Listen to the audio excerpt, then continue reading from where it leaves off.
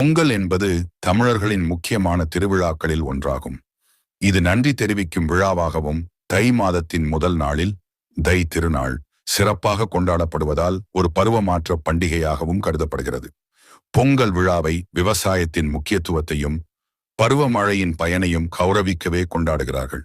விவசாயிகள் தங்களின் வயல்களிலிருந்து பெறும் பசுமையான அறுவடைக்கு கடவுளுக்கு நன்றி தெரிவிக்கின்றனர்.